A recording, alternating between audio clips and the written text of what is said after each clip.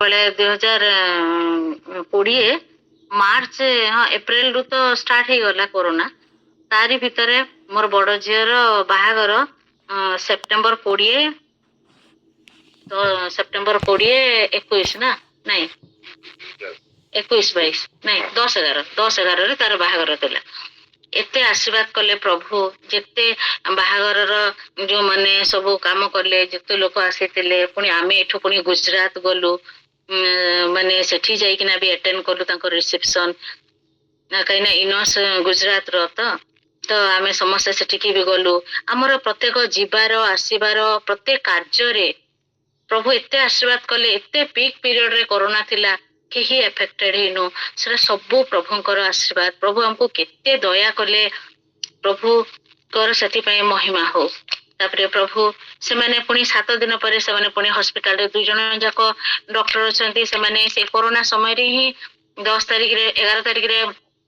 बाहाई की गले 17 तारिख रे ही हॉस्पिटल रे काम करबा स्टार्ट कले आउ सेते बेले मध्य प्रभु से मानको सहायता कले आउ केते बेले भी से माने से कोरोना द्वारा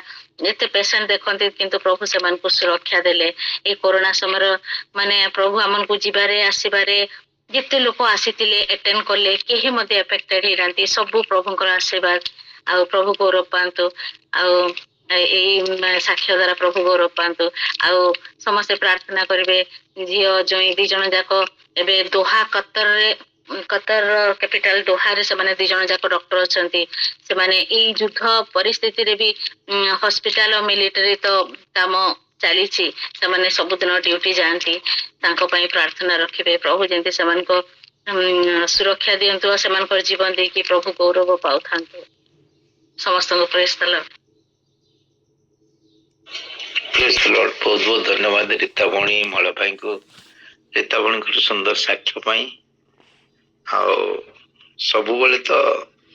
भौणी आम मान सहित जड़ित होता और सुंदर साक्ष्य द्वारा आज प्रभु गौरवान्वित होती केते आश्चर्य भाव झील को पुणी जई को 2 जण जाक प्रभु कोरोना समय रक्षा कले आम शुणिले कोरोना समय जिते आम व्यस्त होता विव्रत होता चिंताग्रस्त होता से प्रभु आम मान को रक्षा करती आज जो वाक्य दौले भौणी से भी आम चिंता करूँ आ प्रभु आम मान को कथा कहते आम जेकोसी जगह को जाओ जिते कष्ट अवस्था थाऊ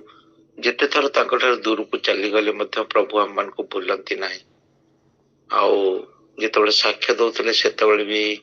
साक्षी मुझे भावुली प्रभु तंकर पिला मान को केबे भी भूलती ना कि केबे छाड़ती ना सुरक्षा सब जोगाती से दिन इस्राएल वासी को परमेश्वर जदिओ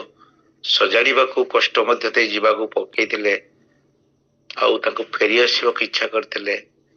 आज आम प्रत्येक से कथा कहती से अनुग्रह करती आम मैंने जपरी पाख फेरी आसु सहित लगिकी रहू।